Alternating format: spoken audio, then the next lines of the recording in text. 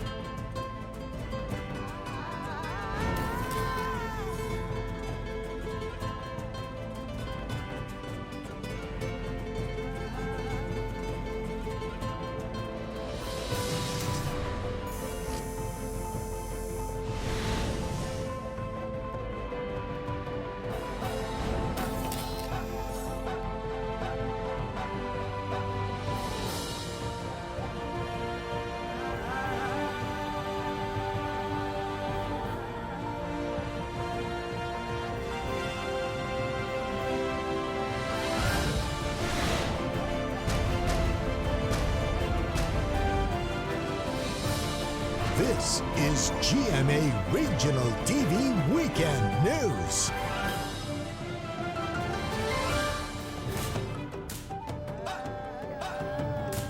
Good evening. This is your GMA Regional TV Weekend News. The biggest, the latest as local news matters. Luan Merondina. Alan Domingo. Cecil Kibod Castro broadcasting live from GMA Complex in Cebu. And this evening, we will also be joined by our counterparts from different regions. Rain Palino from GMA RTV Bicol. Nico Sereno from GMA RTV Balitang Mesda. As well as Sheila Vergara Rubio from GMA RTV 1 Mindanao.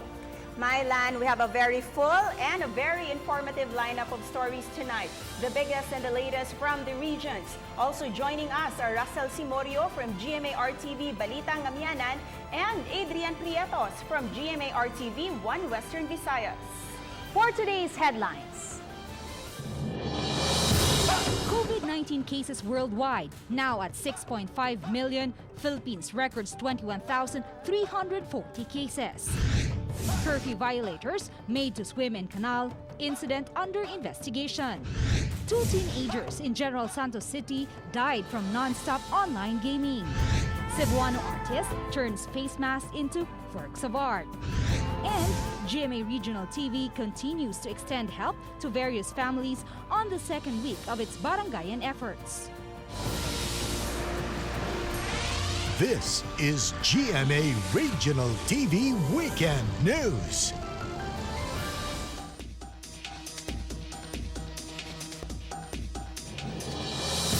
The number of people infected by COVID-19 worldwide is now over 6.5 million. While in the Philippines, most places are now under GCQ, but the number of new cases is still increasing. Nico Sereno of GMA Regional TV Balitang Besdak will give us the live update. Nico? Yes, my COVID-19 infections globally is still in an upsurge trend.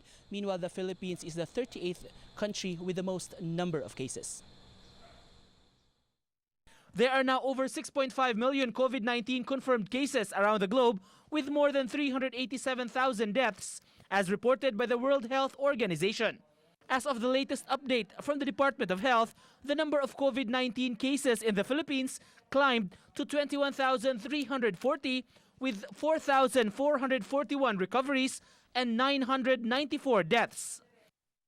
In North Central Luzon, there are 740 COVID confirmed cases with 76 deaths and 501 recoveries. According to the latest report from the DOH Center for Health Development, Region 1 has 82 confirmed cases. Region 3 or Central Luzon has 604 cases, while the Cordillera region records 54 confirmed cases. Bicol region has recorded 77 positive COVID cases with 5 deaths and 60 recoveries. Of these positives, 58 are from Albay, 13 in Camarines Sur, 4 in Camarines Norte, 1 in Sorsogon, 1 in Catanduanes. Masbate is still COVID-19 free.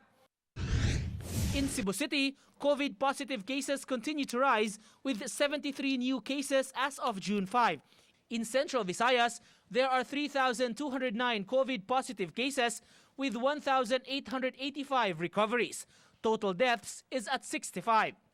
Cebu City has the highest number of positive cases with 2,583, but with 1,557 recoveries and 31 deaths. Mandaue has 306 positive cases. Cebu Province with 179, Lapu-Lapu City with 115, Negros Oriental 20, and Bohol with 6 cases, while Siquijor Province remains COVID-free.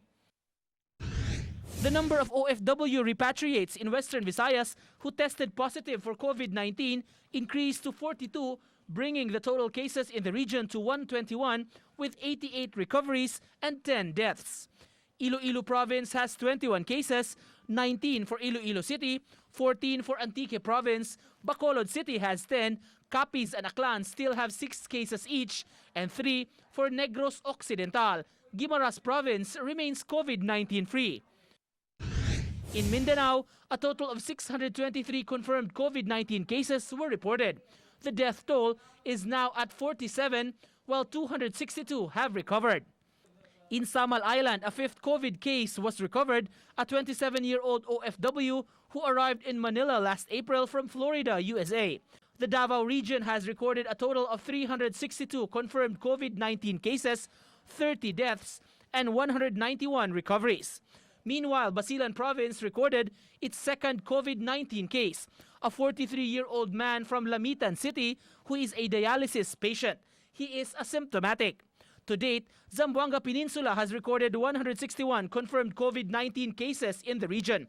The death toll is still at 4, with 28 recoveries.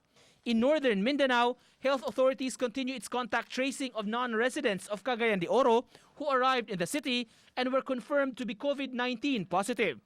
Confirmed COVID-19 cases in northern Mindanao rose to 33, while the number of deaths is at 8 and 14 have already recovered. In Soc-Sargen, a 22-year-old male from General Santos City is the 2nd confirmed case in the city. He is a locally stranded individual who arrived from Cebu last May 31. The figures are at 28 confirmed cases, 1 death, and 18 recoveries. Caraga has recorded 3 more cases this week, a 26-year-old and 2 41-year-old who are returning OFWs and locally stranded individuals. The total number of cases is now at 11 with 4 recoveries. The Bar Ministry of Health will investigate the incident where a confirmed COVID-19 patient who is a student went out of his isolation room, which resulted to 3 more COVID patients who are his siblings. There are now a total of 28 confirmed COVID-19 cases and 4 deaths, while 7 have already recovered in BARM. Along with the easing up of restrictions in the country to GCQ and MGCQ, health officials continue to remind the public to implement safety measures and protocol to prevent the disease transmission. Thank you, Nico Sereno. 9 individuals who violated curfew hours were forced to swim in a dirty canal in Davao City. Jandy Esteban of GMA RTV1 Mindanao has the details. Frederick Matias was teary-eyed as he recounted his experience when police officers made him, together with 8 other individuals, jump and swim in a filthy drainage canal in Barangay San Antonio, Agdao, Davao City. Matias was told by policemen that it was part of their punishment for violating curfew hours amid the community quarantine. He said that before they were forced to jump in the canal, they had to do push-ups and was even hit by a baton. Subay-subay yun mitanan.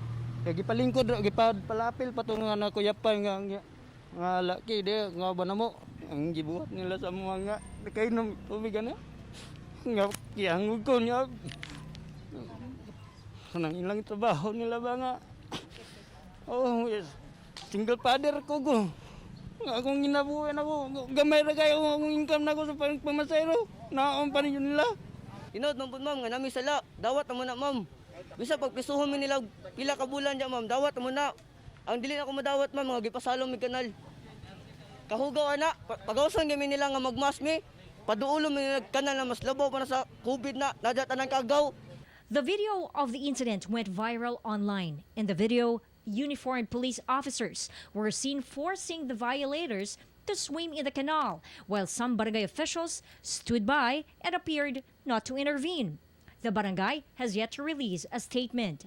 But for the Purok leader, she says nothing wrong with what the police officers did. Ma'am, sa tanaw nimo, tama ba to? Para sa amo, tama to, or mutagam sila. Okay. Kay bisan unsaon na mo sila og robing ng istorya, di kasabot. Kung ikaw musalom niya, ma'am. Tanawa.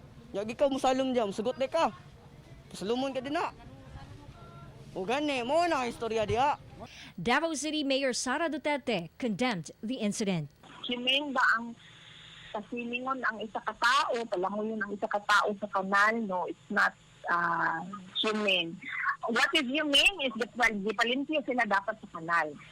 The Davao City Police Office said that they are already conducting an investigation on the incident. Atong gipangita kung kinsa jud na nga personnel sa taga DCPO o kung mailhan nato na siya mapamatud-an nga naa siya gihimo nga dili maayo. Pasakaan na to og kriminal o administrative sanction. Appeal pa tong kinsa pa ano ito, barangay officials ba or kinsa ang nalambigit ana nga issue. Together with cameraman Joe Pascual, I am Jandi Esteban for GMA Regional TV. Road clearing operations resume in the city of Iloilo.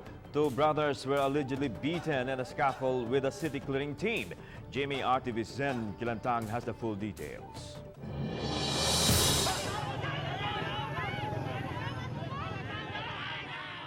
This week, the Iloilo City Anti-Squatting and Illegal Structures Unit resumed its clearing operations of major thoroughfares after the city was placed under modified general community quarantine. Aside from towing illegally parked vehicles, they also dismantled illegal structures like stores, fences, and walls. In Rizal, Palapala 1, a heated argument transpired between street vendors and the clearing team. Charlita complained that the sacks of onions she was selling were confiscated and simply thrown inside the dump truck. Sa duwa ka bulan niya piniting siya namon gutom, dakpon pagid nila. Tani sa wayon na nila kay mahalin kami. Sa amin nila mo na dakpon nila nga dakpon. Nga hambal, si Mayor nang hambal nga pidi rolling, nga dakpon nila. Sa ano nga rason, wala man nagabaligyan bata ko ginatabunan kung nasin sila ipasudlon sa bata ko. The situation became worse when Charlita's children resisted and tried to prevent the clearing team from confiscating the other items they were selling. Raymark showed scratches on his hand and shoulder. He alleged that he was bitten by one of the personnel of the clearing team. Huwag ko ng bato, maming kuha ko lang ang rida, ma'am. Tinadagdagang sikad, maming kuha ko diyon butong pa mo na ma'am palibot kasi ngamoy ko na ma'am. Itodlo ko ni ma'am tanan, pati po natin ang piece mo. Piece mo, ma'am. Members of Iloilo City Police Office responded to disperse the crowd and restore order to the area. The punong barangay of Barangay Rizal, Palapala 1 said that during ECQ, ambulant vendors were allowed to sell outside the market, but were also advised that at any time, the LGU will resume the removal of illegal structures. Magbalik ang normal na clearing nga kaskilas laya kay sa una way na dis na butang pag sira lang sa merkado mabutang na din nila. Kaya tigaan sila da tsansa nga makaplastar. The head of the Anti-Squatting and Illegal Structures Unit explained to Sadsad's family the DILG order on the implementation of road clearing operations and assured the family that all confiscated items will be returned provided they will follow guidelines. Ang baligya, hunuson, ibutang liwat, di insulto katama. Tita ni, kung na-confiscate, pwede man nila makuha to sa opisina mo, ihatag man lang na. The clearing team then proceeded to demolish structures built by illegal settlers under the bridge in Mulyaluni. Together with cameraman Romel Porquia, Zen Kilantang for GMA Regional TV.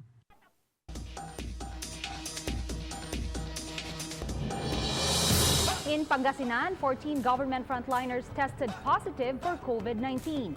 Russell Simorio from GMA RTV Balitang Amianan has the details. Live, Russell?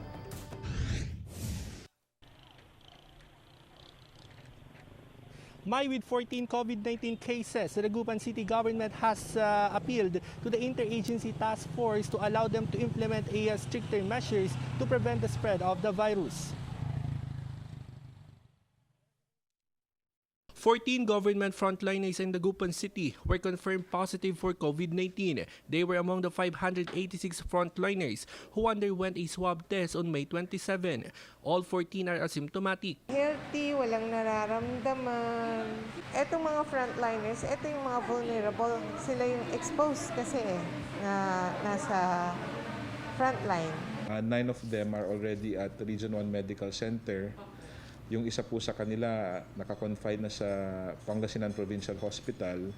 And yung other 4, pinaprocess na rin po natin para ma-isolate at ma-quarantine sila sa isang medical facility.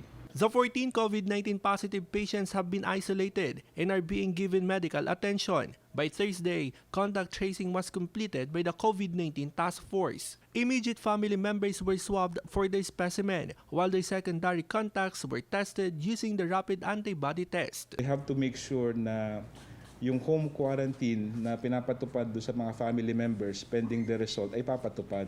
And that is the responsibility ng mga birds natin at mga barangay officials. Meanwhile, the Dagupan City LGU will implement stricter protocols at the city's borders while waiting for the IATF decision. Uniformed personnel and quarantine officers are in full force manning checkpoints to enforce safety protocols. Meanwhile, the city government has 2,000 pre-rapid tests for Dagupan's high-risk industry workers. Mayor Lim called on the city's market vendors, tricycle operators and drivers association, delivery service providers, and employees from vulnerable industries to avail of the free rapid testing. Malakas talaga, sir. Kasi iba-iba yung sinasakay namin. Hindi rin naman masabi na walang sintomas yung sakay. Maaring kami din makahawa sa pasahero. So, mas maganda talaga yun. Okay lang po sir para malaman din namin kung positive kami o negative. Para sa amin naman yun sir eh.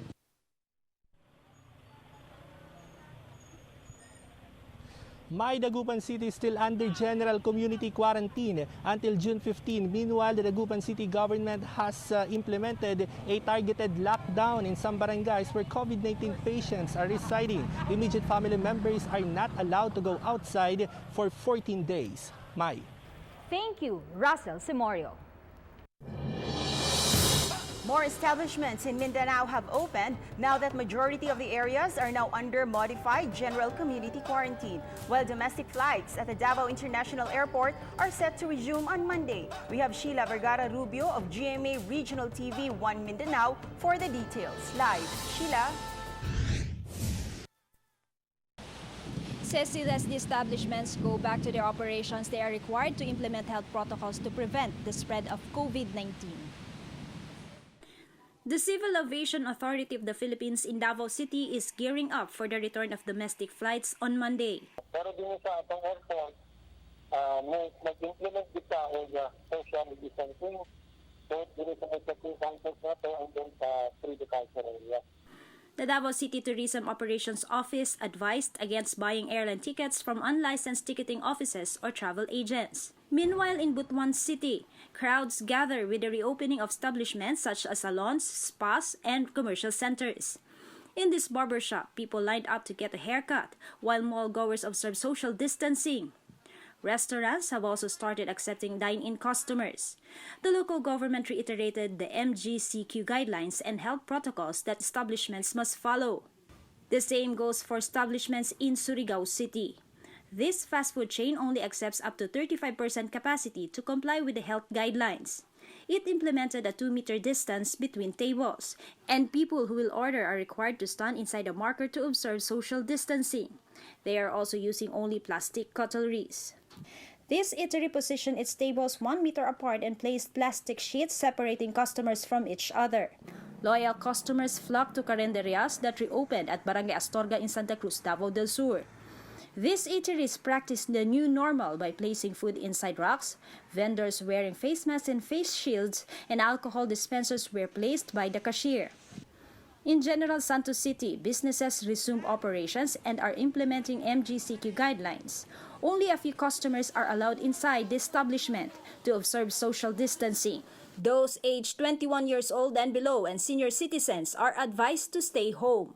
Worshippers have begun visiting churches like Saints Peter and Paul Parish in General Santos City. Masses have resumed and devout Catholics wear face masks and observe social distancing. In Lang, Cotabato Province, parishioners also follow health protocols while attending Sunday Mass. Children, senior citizens, and those without face masks are not allowed inside.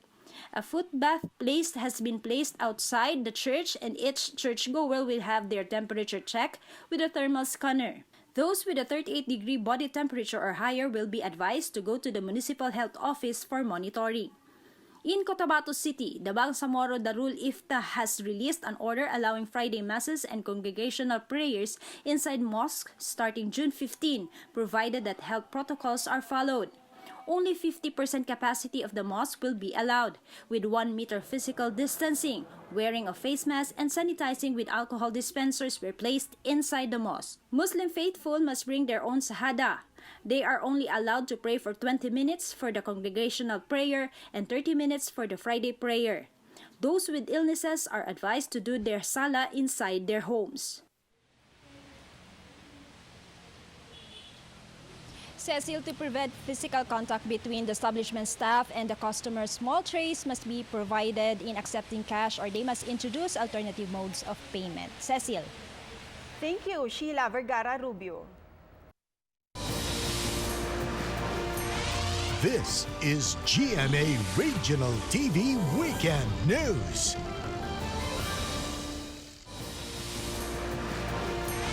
This is GMA Regional TV Weekend News.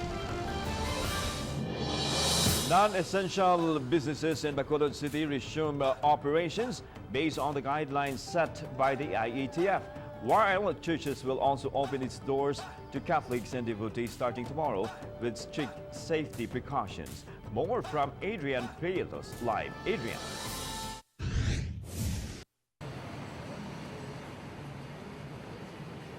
Yes, Alan, leaders of churches and religious organizations in Bacolod City, Negros Occidental vowed to strictly implement health protocols as masses and worship services will be observed tomorrow, Sunday, after a hiatus of more than 2 months.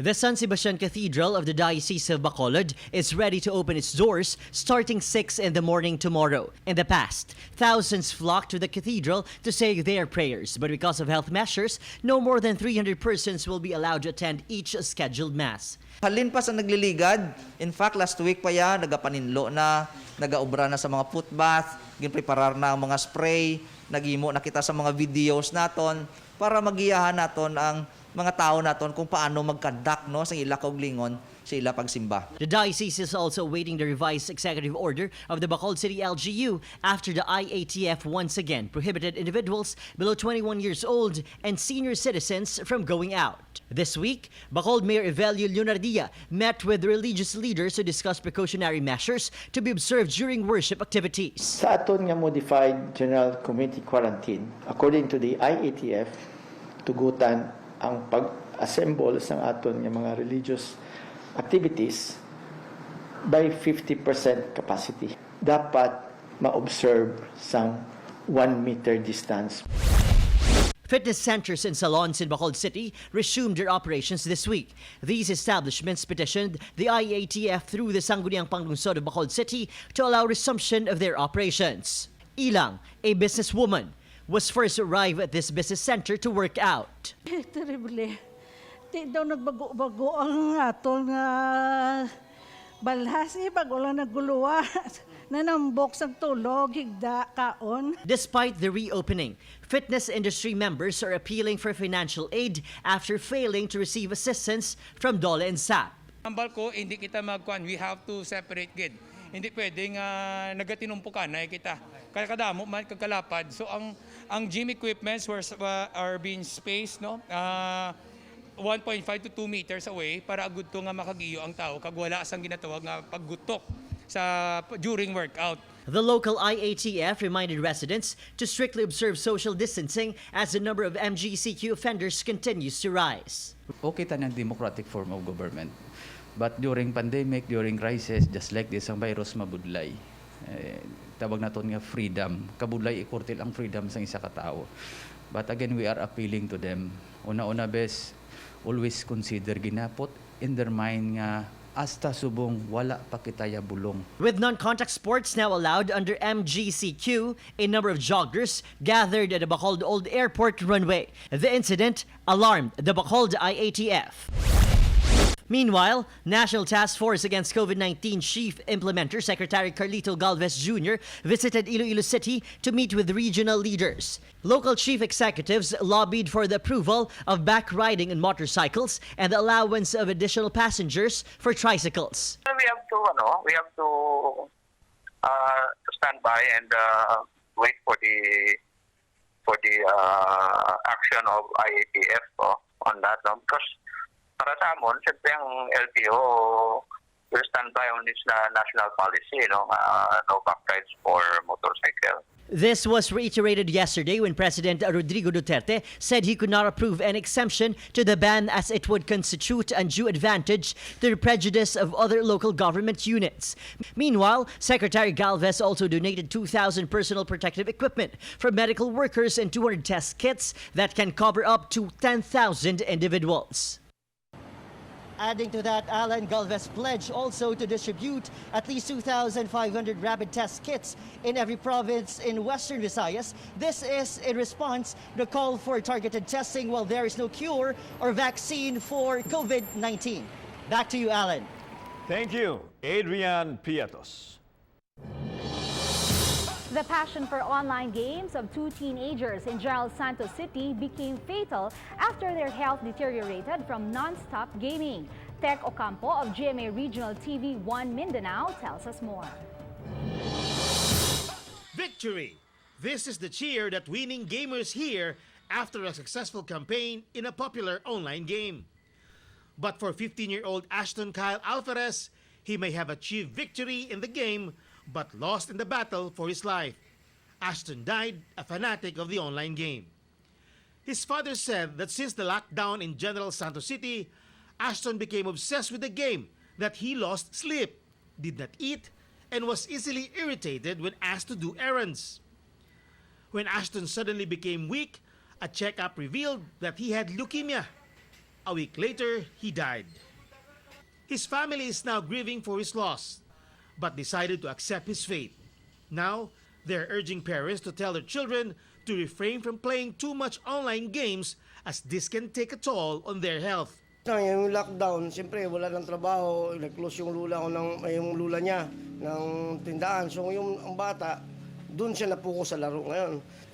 Napansin ko sa bata, tamlay. Still in General Santos City, little did Benedict Jansen Reyes know that his favorite online game would cause his untimely death. He died of acute respiratory failure. He was only 18. Benedict is asthmatic, and his doctor already told him to rest and get ample sleep since he would play online games all night long. Benedict's mother said that since the 6th grade, Benedict has been obsessed with the game which would keep him up all night. Although she always reminded her son to rest, she said that she could not control him. She calls on other parents to consult a doctor if they find their kids or teens getting addicted to online games. Ingon ko sa iya, dili man ko magdili sa inyo magdula, pero tagaig limit kay makadaot samot pa kay nakakay sakit. A psychiatrist said that when a person gets hooked to any activity, he would lose meaning in his life. In online games, a person's mental health is at stake once he or she gets absorbed in it.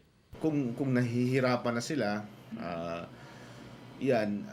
kailangan na ng professional help. Kasi hindi lang para sa bata yan. No? Tuturuan din, kasama din dun sa therapy na tinatawag or treatment ang membro ng pamilya. The General Santos City Health Office also advised parents to encourage their kids to eat, sleep right, and to exercise. According po sa kanila, nung nasa bahay yung bata ata ay halos hindi na siya kumakain at kulang din po sa tulog dahil nga madalas siya naglalaro ng games sa kanyang phone. So, sa isang tao po na lalo na at may karamdaman, pagka po tayo ay kulang sa tulog at hindi nakakakain ng maayos, mas mabilis pong bumabagsak ang resistensya ng katawan. I'm Tech Ocampo for GMA Regional TV.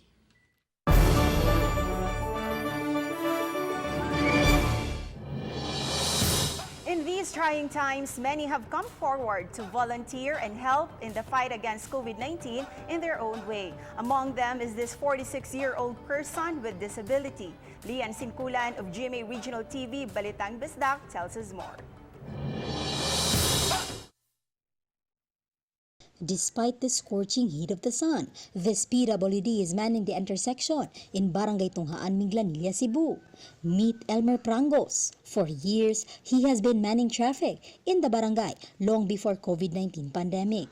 During the quarantine, Elmer also volunteered as a watcher at checkpoints.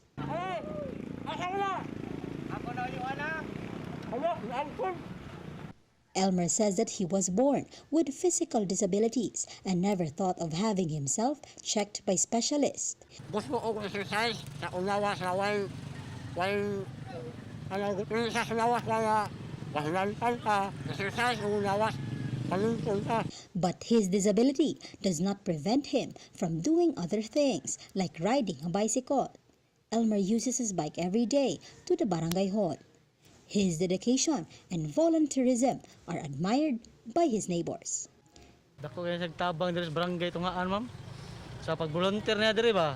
Di map traffic, para ito nangatag bugas ang LGU. Dako yung gamit sa diri, ma'am. Elmer says he doesn't mind working 12 hours daily. Together with cameraman Renante Quinones, I am Lian Sinkulan for GMA Regional TV. What is the new normal in Naga City after it was placed under the modified general community quarantine? Rain Palino of GMA Regional TV Bicol has the details. Live, Rain.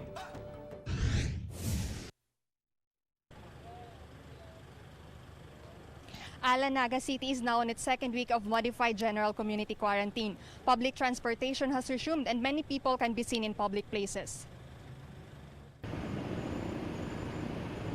With the implementation of MJCQ, Naga City no longer requires home quarantine leave passes for Nagueños and work passes for non-residents entering the city. Mass transportation has resumed with pedicabs, tricycles, e-trikes, taxicles, and jeepneys within the city. Some buses, vans, and jeepney operators from municipalities outside Naga City have also been permitted to operate. Health protocols for public transportation such as regular sanitation and the use of plastic sheets for physical distancing should be strictly followed. Passenger capacity has also been reduced to 50%. Upon entry to the vehicle, the body temperature of passengers are checked and names are listed. At the southbound terminal, social distancing circles are used by passengers. Only Naga Pasakaw jeeps and Naga Libmanan vans are allowed to operate. Sa ngayon, meron ng siyam na unit na pinalabas ang LTFRB dito sa bandang Libmanan. And then dun sa Pasakaw, meron na rin silang 20 unit pinalabas. Lokal, nandapano man kami. Tama lang, siguro pang krudo. Mana mo ng income sa kana yan. Despite a fare increase, Alma is grateful that the public transportation is back after more than 2 months. Okay lang po yan, basta nakakapanaga na makakabakalbulong ka, Dati ka to, nagpapadara lang kami. Meanwhile, at the northbound terminal, jeepney drivers are seeking for reconsideration since they do not have the means to comply with all the LTFRB requirements to resume operations. Their units need to be checked if they are qualified for the special permit, but the regional office of LTFRB is some 90 kilometers away in Albay. To provide for his family's needs, jeepney driver Stamson has been working as fisherman. Ang luwas po diyo. Kaya niyo, di kami makapasada ta. Pigiinot si Dakol. Paano kami anos tig sararo, tig duruwa. Marasa na nga ni mo po, ma'am, kung piling may pang kuyan kami kaya sa kata arugan sa nguya, mayo man kaming pangkuyan sa online. Sa bagay, pwede naman po yan, ma'am.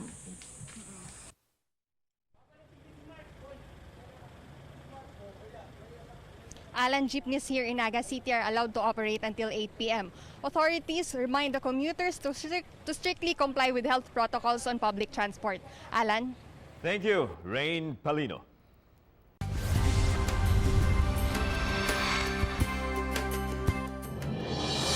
In line with the celebration of GMA Network's 70th anniversary, GMA Regional TV sustains its Serbisyong Totoo advocacy by helping different communities around the Philippines. Sed Cabaluna of GMA RTV's One Western Visayas has the details. GMA regional TV teams from Luzon, Visayas, and Mindanao continue to help communities all over the country during this time of crisis. This week, through the Kapuso Barangayan on Wheels, GMA regional TV stations in Dagupan, Iloilo, and Cebu, along with its partners, mobilized to extend food assistance to certain barangays. GMA regional TV news anchors and correspondents personally wrote messages of hope and encouragement that were attached to each relief pack. In Central Visayas, GMA Regional TV Cebu together with the Balitang Bisdak team helped the residents of Barangay San Roque, Cebu City. Sa GMA Regional TV, nagpasalamat ang Barangay San Roque sa inabang inyong gihatag. In Western Visayas, GMA Regional TV Iloilo together with One Western Visayas team headed to the district of La Paz, Iloilo City to cater to residents of Barangay Nabitasan. Madamo gid salamat GMA Kapuso on Wheels sa paghatag sa sini nga pamahaw. Paagi sini mabusogid kami sa bunga aga.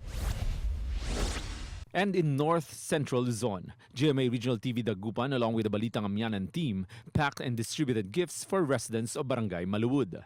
Papasalamat po kami sa Kapuso Barangayan on Wheels, GMA Regional TV Network. Dahil sa dinami-dami ng barangay na pwede niyong piliin at pwede niyong bigyan ng relief, Maluwod ang napili ninyo. Malaking tulong to sa ating mga kabarangay na isang kahig isang tuka. To ensure compliance to health protocols, the venues were first disinfected before the food distribution began. Beneficiaries underwent temperature check before entering the venue. During the distribution, social distancing was properly observed and the team made sure that those involved followed safety protocols like wearing of PPEs and face masks. To date, more than 400 families benefited from the Kapuso Barangayan on Wheels across the country.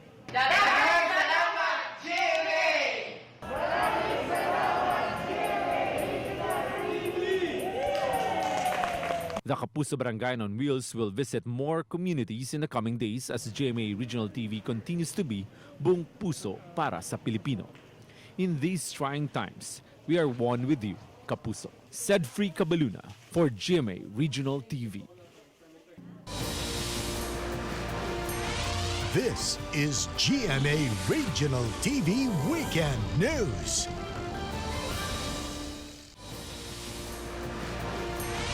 This is GMA Regional TV Weekend News. Swimming in the world-class Boracay Island in Malay Aklan Province is now allowed, but only to residents, as it remains closed to tourists. Acting Mayor Flolibar Bautista of the town of Malay lifted a swimming ban as Boracay Island shifted to modified general community quarantine last Monday. However, a no registration, no swimming policy is being implemented for contact tracing purposes. Physical distancing must also be observed. There are 4 areas in the island designated for swimming between 6 a.m. to 6 p.m. Under the guidelines issued by the Interagency Task Force on Emerging Infectious Diseases, indoor and outdoor non-contact sports, including swimming, are allowed under MGCQ, provided that minimum public health standards are being followed. Some establishments on the island have been allowed to reopen. Restaurants can accept dine-in customers, but only at 50% capacity. Diners are also required to bring their own utensils.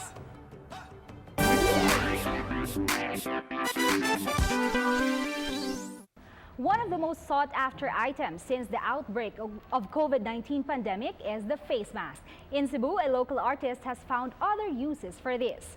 Details in the report of Nico Sereno of GMA Regional TV, Balitang Bisdak.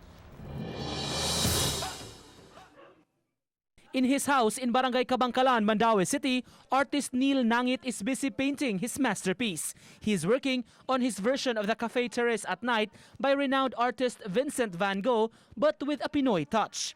There's a barricade and monoblock chairs like a scene at a quarantine checkpoint. The famous Starry Starry Night is another Van Gogh piece that Neil made his own. But what makes his artwork stand out is that he uses face masks as a canvas for his paintings. Kung linya kay music o art, so para karon wala ito tukar mga banda. Laay kayo, so sa art na lang. Imbis mag-paint ko, isud kay ko og materialis, ako ko mga pintal bag-o sa mga sobra-sobra po nis unang project nako. Along with his depiction of famous artworks, Neil also did paintings on the different tourist spots and scenic sites of Cebu. Another painting is a tribute to a Cebuano food delivery rider who is a PWD. Nangit said painting on face masks has helped him with his anxiety while on quarantine for more than 2 months. Some of Neil's friends have commissioned him to make more art on masks or cater to his clients' specific designs. With his unusual paintings on face masks, Neil hopes that this may serve as a reminder of what many went through during these trying times. Together with June Solon, I am Nico Sereno for GMA Regional TV. We would like to thank everyone from around the Philippines as well as our Kapuso abroad for watching our episode. You can watch this episode and more on GMA Regional TV's official website, as well as our YouTube channel, GMA Regional TV. Just click the subscribe button to get the hottest news from the regions. Thank you for joining us, and from all of us here in Central and Eastern Visayas. This has been GMA Regional TV Weekend News, where local news matters. Happy weekend, mga kapuso!